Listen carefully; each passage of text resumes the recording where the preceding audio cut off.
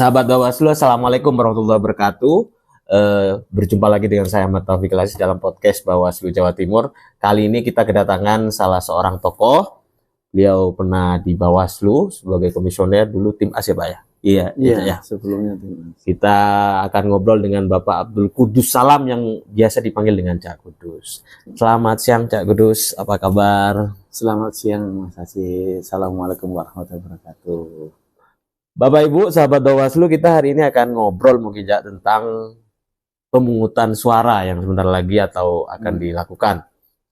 Nah, Bapak Ibu sekalian, kita tahu bahwa dalam pemungutan suara atau penghitungan suara pada 27 November nanti ini kan pasti tidak lepas dari kerawanan ya. Pasti banyak kerawanan. Kira-kira apa yang harus diantisipasi oleh kita semua, oleh sahabat Bawaslu agar bisa mencegah potensi kerawanan di dalam tanggal 27 November. Iya. Ya. Terima kasih kepada sahabat Bawaslu yang dimanapun panjenengan berada. Ada beberapa hal yang harus dipahami.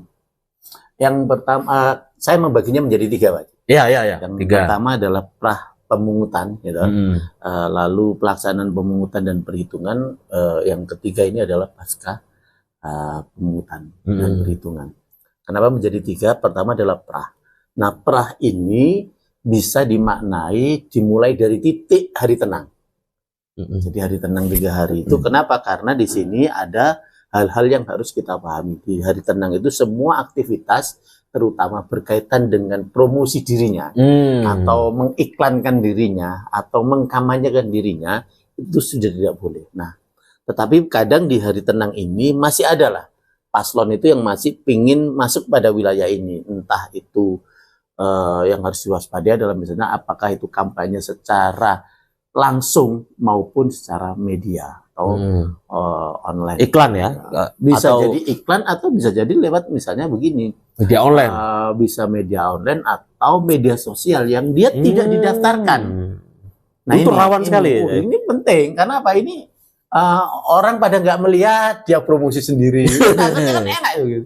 Nah, satu itu. Yang kedua adalah proses secara prosedural itu harus dipahami bahwasanya ada yang namanya strategi prosedural yang harus dipakai sama teman-teman baik sahabat-sahabat yang ada di Bawaslu. Prosedur itu apa? Satu misalnya prosedur bagaimana tentang logistik. Logistik. Ya, karena ini kan udah mulai nih. Ini logistik pemilu atau logistik yang lain nih? Ada dua model Jadi logistik yang diatur oleh undang-undang yaitu logistik pemilu, ya, dan ada logistik yang lolos untuk atau orang yang selalu menyebutnya itu kalau dulu zaman saya itu namanya serangan fajar.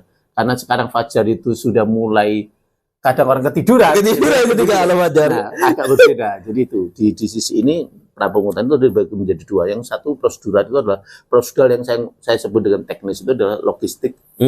Artinya apa? Mulai dari proses pengiriman itu kotaknya kayak apa, isinya itu benar ada atau tidak. Di dalam isi itu ada surat suaranya seperti apa. Prosedurnya itu dari gudang menuju misalnya ke TPS itu seperti apa. Itu harus dicek karena ini rawan juga. Yang kedua adalah soal, gitu. Habis logistik adalah soal yang namanya TPS-nya. Titik TPS-nya itu apakah sesuai atau jangan-jangan misalnya TPS-nya itu di depannya rumahnya paslon, TPS-nya di dekatnya tim pemenangan atau bahkan misalnya di tempat-tempat yang tidak diperbolehkan misalnya di lembaga pendidikan. Kan? Nah, itu harus dilihat. Yang kedua masih tetap di TPS itu adalah aksesibilitas. Aksesnya mudah atau enggak? Jangan-jangan itu malah tutup semua. Saya kan mau masuk itu masih Iya. Agak kesulitan atau misalnya teman-teman disabilitas tidak bisa mengakses itu tempatnya tinggi, akhirnya apa nggak bisa ini nggak ada jalur. Nah itu harus dicek. Nah apa ini prosedur? Jadi prosedur seperti itu. Lah di prah itu penempatannya kayak apa, posisinya. Apakah juga yang tidak kalah pentingnya adalah undangan itu udah nyampe atau belum? Oh iya, undangan ke pemilih ya. Iya, undangan pemilih. Ini kan dapat undangan. Ya mulai tumin 7 ini kan sudah mulai bergerak ini kan, apalagi sekarang itu sudah min 9 ya. 10. Oh 10 ya, min 10 itu juga sudah mulai lah ini, terutama yang jauh-jauh lah ya. Kalau di Jawa Timur insya Allah sih masih mengikuti lah ya, terjangkau min 7 itu. Tapi kalau misalnya di daerah-daerah yang rawan, ya di kita masih ada misalnya di daerah yang agak di gunung, itu nganterinya tidak mudah. Harus jauh-jauh. Apalagi kalau misalnya jumlah TPS kita itu kan 600 ya. Kalau di pulau kecil-kecil misalnya di kayak Sumeneb itu kan ada yang kecil-kecil yang lihat misalnya ternyata satu TPS itu ada yang misalnya diketahui terdapat 2 pulau, pusing nggak sih? Ya semoga saya tidak ada ini kan, semoga tidak ada. Iya satu TPS 2 pulau. 2 pulau ini kan ngecek di mana? Oh ternyata sana. Itu harus ngirimkannya gimana? Nah, itu tergantung, bisa jadi tergantung kondisi cuaca. Nah, itu undangan itu menjadi penting. Lalu secara prosedural sebelum ke sana itu adalah misalnya prosesnya seperti apa? Ditempel lah DPT-nya, calonnya juga jelas, tempatnya sudah jelas, waktu buka kayak apa. Ini proses loh ya, proses itu adalah prosedur. Kan? Lalu tidak kalah pentingnya adalah pengawasan di saat yang hari tenang itu tadi. Hari tenang apa yang paling rawan?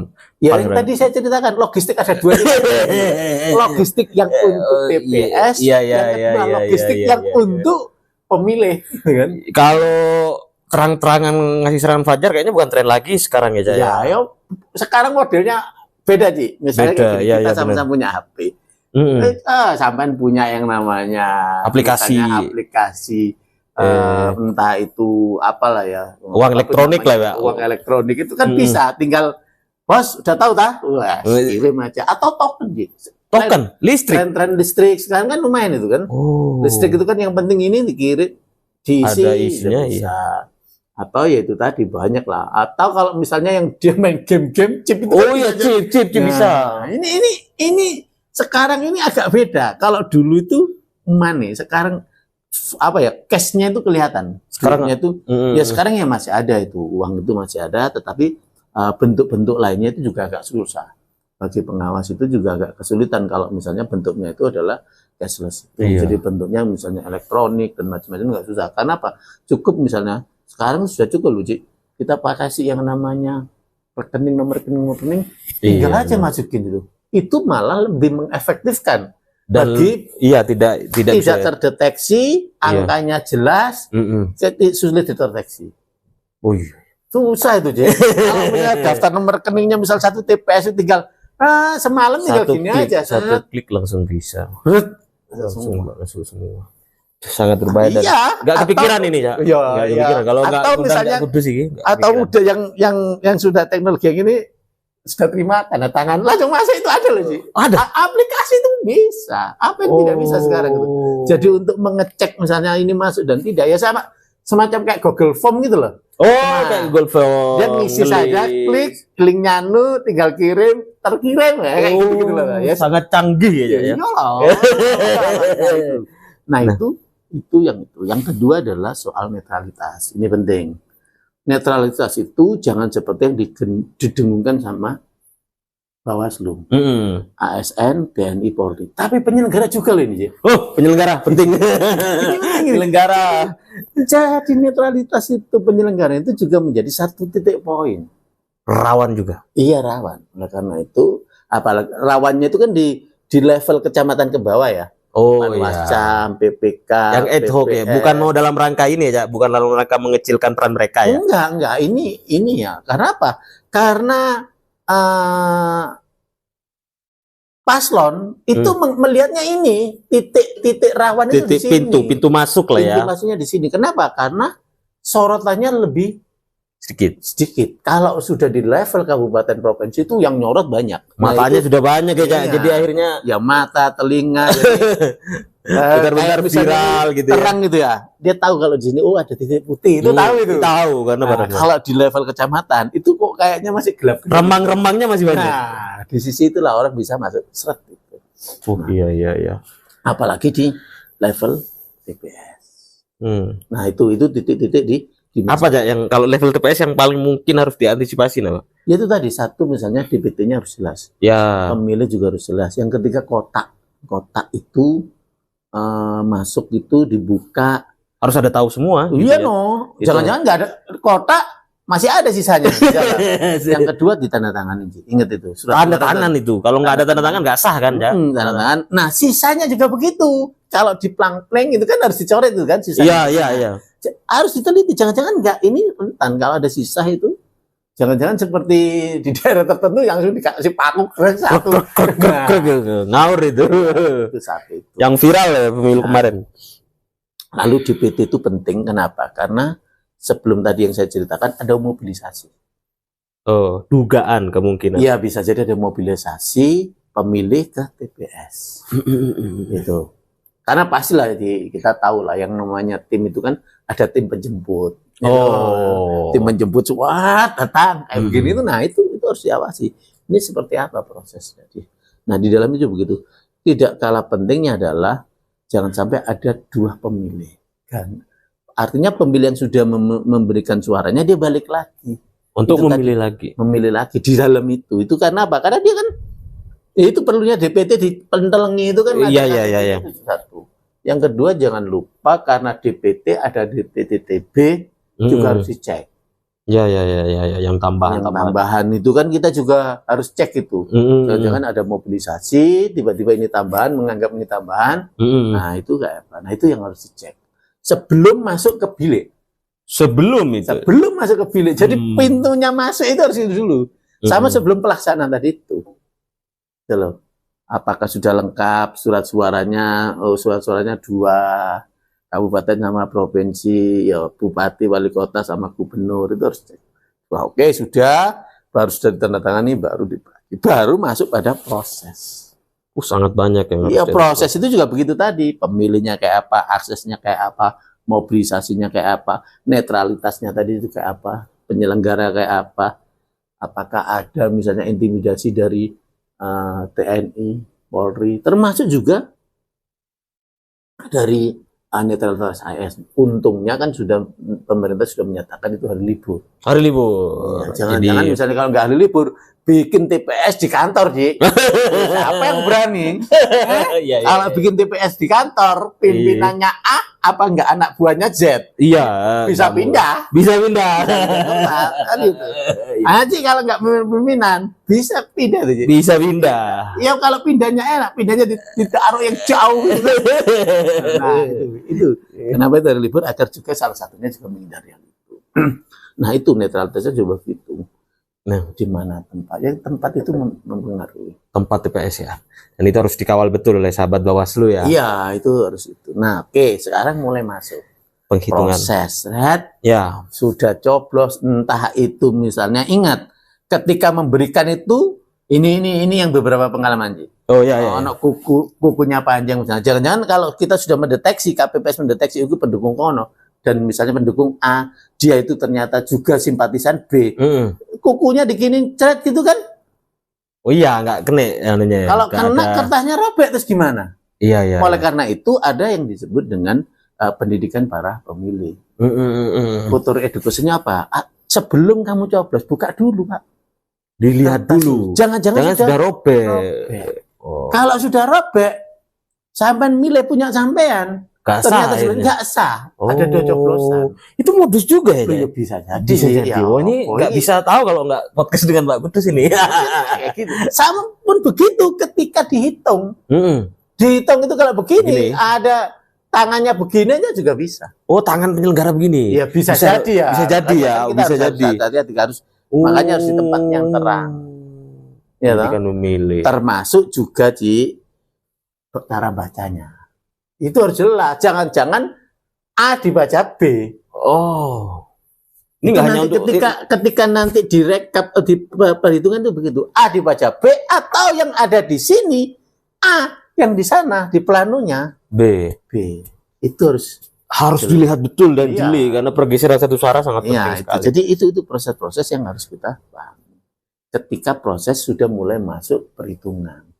Jam 7 itu seperti apa orang masuk. Usahakan memang orang tua dan disabilitas itu dikasih prioritas. Prioritas. Dan itu.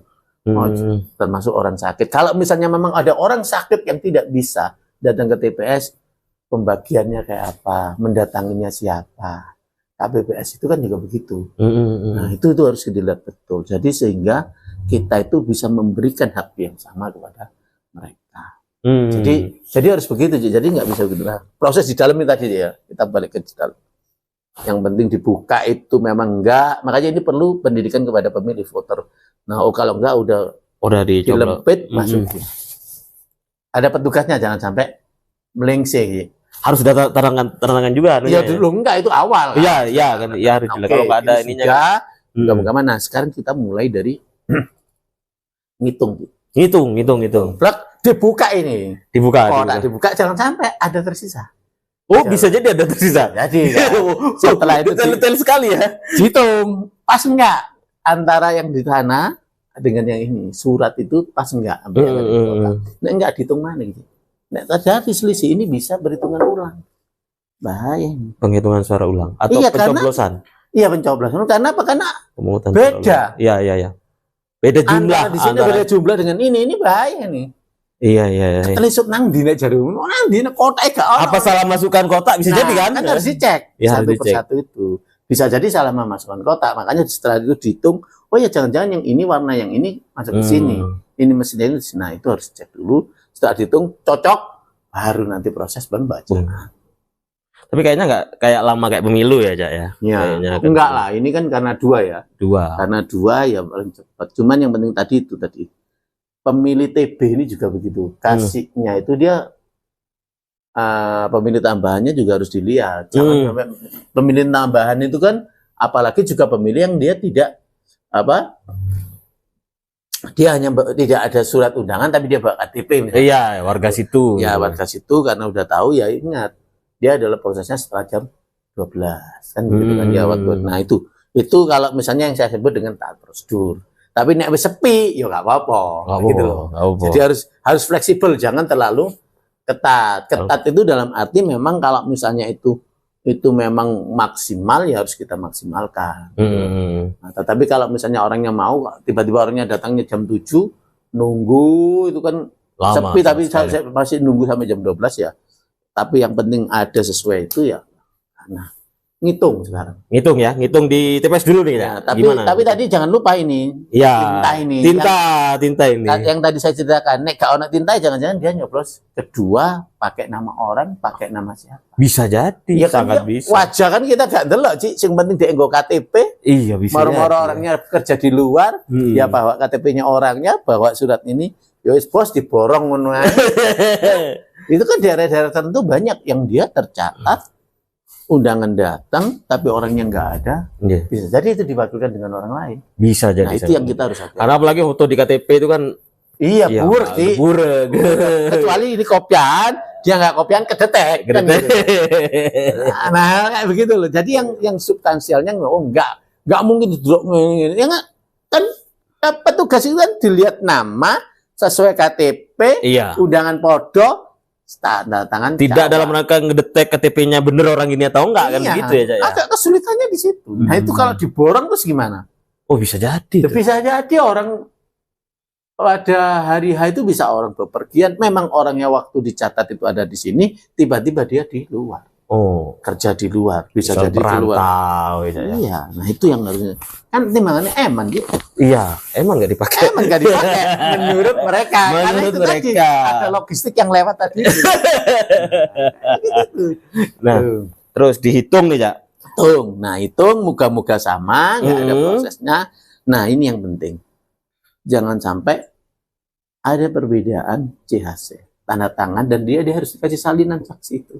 Harus wajib. Termasuk kita, teman-teman pengawas itu harus cek podo enggak. Jangan-jangan antara CHC sama plano beda. Itu kok masalah? Masalahnya ketika naik perhitungan di level PPK kecamatan itu beda, buyar pungut. Jadi makanya itu harus teliti sama. Nah, setelah ini sama, apa pengawasannya? Selanjutnya ngirim distribusi. Iki. Ada potensi berubah nih. Bahaya iki. Berubah nang warung. Diternak nang warung. Malah diternak enggak ke tempatnya. Di kantor BPK yang di situ ada gudangnya.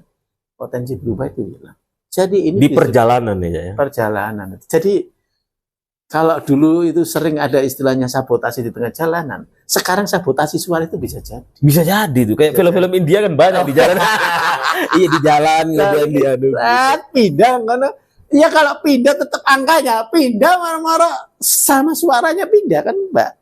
Mumet sih. Iya. Walaupun dia misalnya saksi ini dia pegang salinan. Iya. Dia pastilah dia punya lah yang namanya saksi itu. Dari paslon itu dia punya briefing lah ya, difoto lah secepatnya ngirim, karena biasanya kan kalau dia nggak ngirim nggak bayaran misalnya kan. Misalnya kayak gitu. Nah ini apalagi ini di tengah jalan berubah buyar. Nah jadi ada proses itu yang tadi saya sebut bahwasanya pola mainnya itu di level kecamatan ke bawah ini tadi.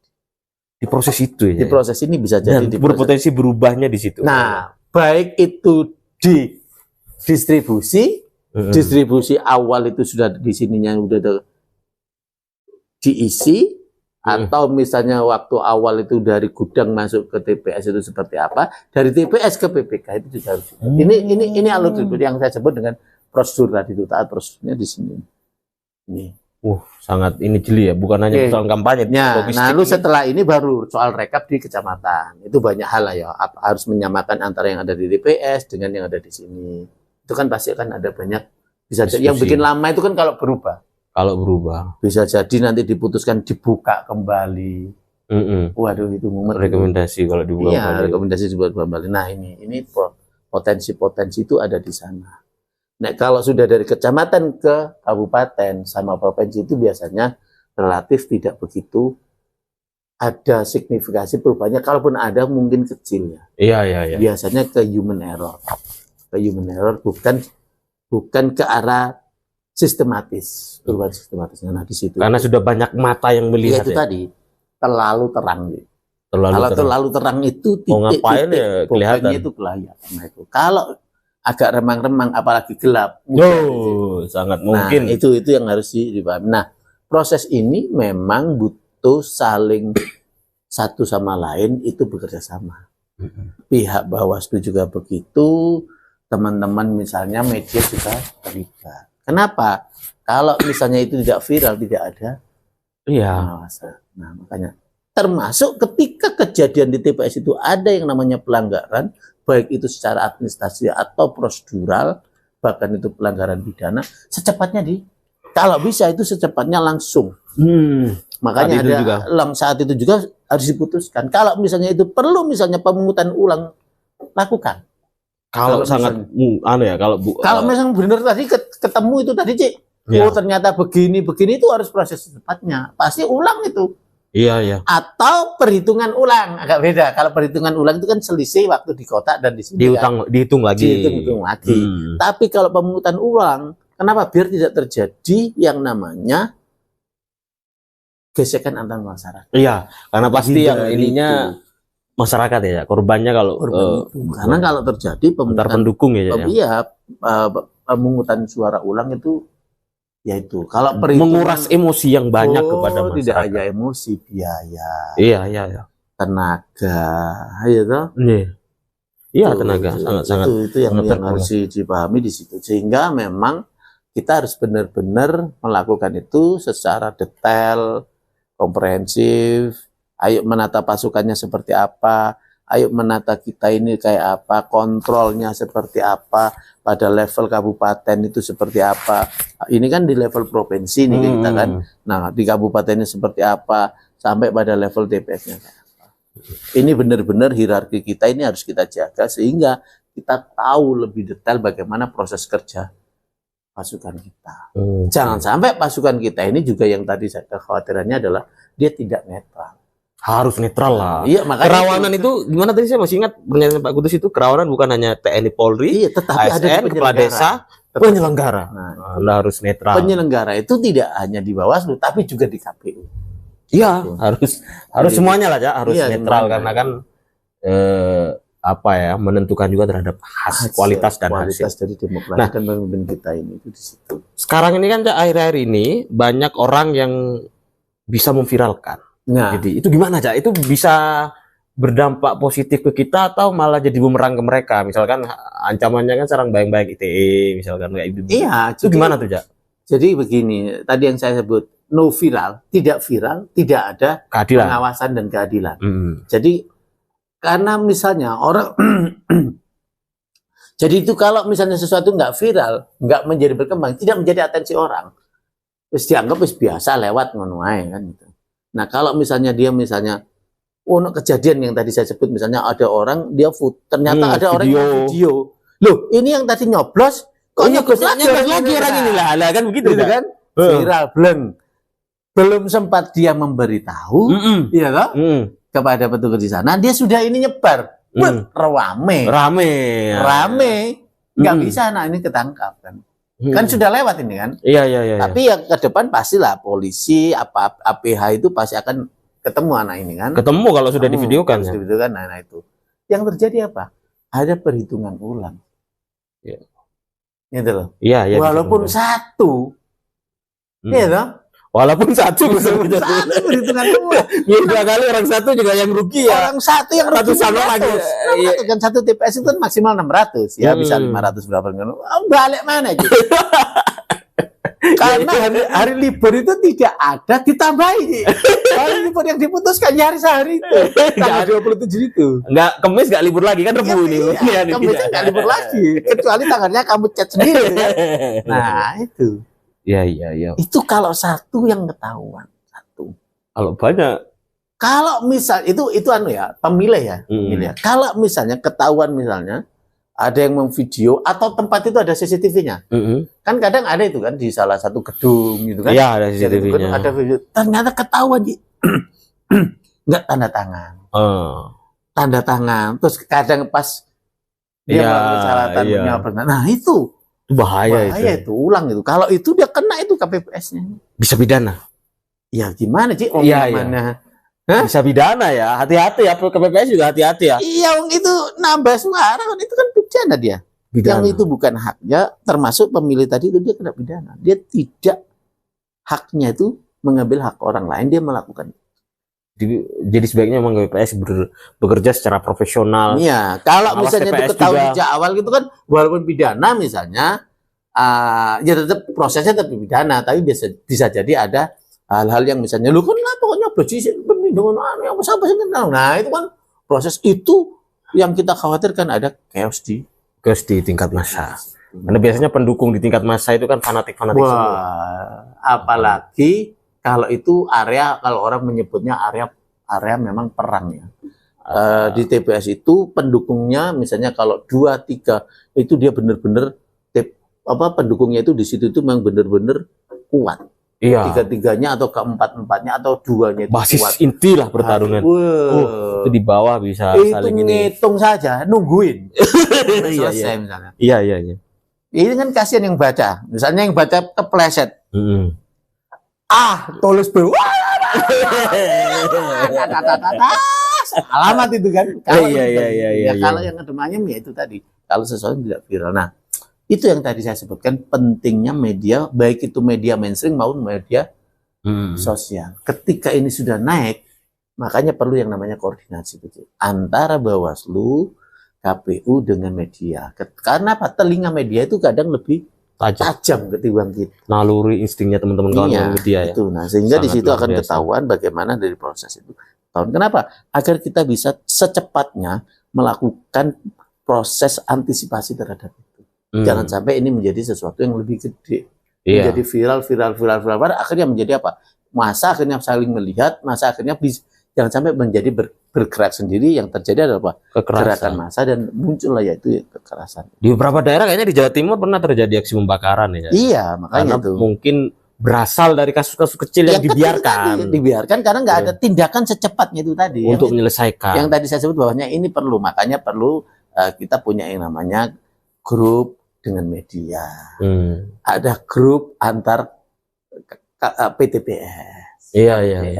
Ini dalam rangka mempercepat untuk bagaimana antisipasi agar ini tidak melebar. Semakin ini viral, semakin ini dilihat orang, bisa jadi efeknya itu semakin Iya, orang jadi kayak api. Kalau api hanya untuk sedikit itu kan nggak bahaya. Tapi kalau cara menyelesaikannya kan itu enak, bisa kita lokalisir, kasih air pinggir-pinggir, atau tanah kayak apa, atau ditambahin api biar nggak besar.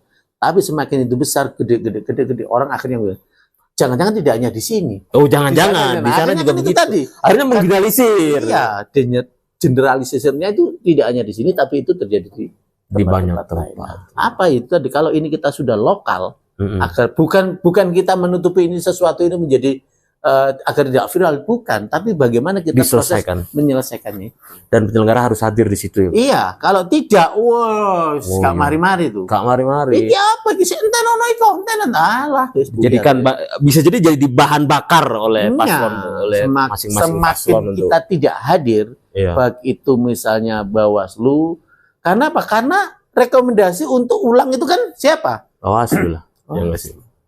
Pengawas TPS punya peran yang sangat penting. Sangat penting ketika terjadi kayak begitu. Ini apa nih bos? Pasti ulang apa enggak ini? Pasti ke pengawas TPS pasti yang ditanya. Iya, pengawas TPS. Apalagi kalau pengawas TPS tidak memiliki kapasitas. Misalnya. Tapi semoga semuanya dapat kapasitas yang bagus. Dia konsultasi ke atasnya PKD. PKD akhirnya naik ke sini. Iya. Oleh karena itu makanya pada hari H semuanya harus siap standby.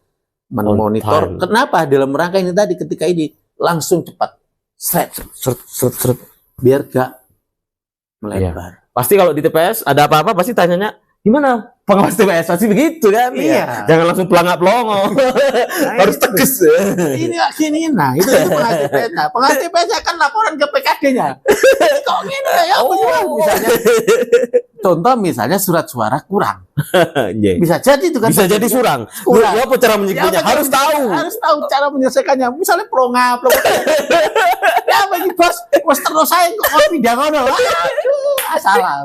Salah. Makanya. Dan ada misalnya ada masyarakat yang videokan. Wallahu a'lam bishawab. Ya akhirnya ya nek jare wong Surabaya turu pasar sak nyapune gak bantalan gobes tok. Nah, kenapa? Karena ini tadi dia harus tanggap. Kalau misalnya ada kekurangan suara, ada kelebihan misalnya itu ternyata tidak ditandatangani, tapi ini untuk apa? Itu kan bahaya. Ya, kan tidak diplang-pling, atau misalnya ada pemilih yang ulang, itu harus secepatnya. Bagaimana? Nah ini tipsnya, tip dan tipsnya itu adalah harus dipahami sama ini. Kalau ini secepatnya bagaimana lapornya? Langsung lapor ke atasannya, misalnya ke PKD atau ke Panwascam, atau langsung ke pimpinan. Kalau terjadi kejadian yang emergensi, harus cepat. Seret. Kenapa? Karena biar kita bisa lokalisir itu permasalahan itu, biar tidak terganggu.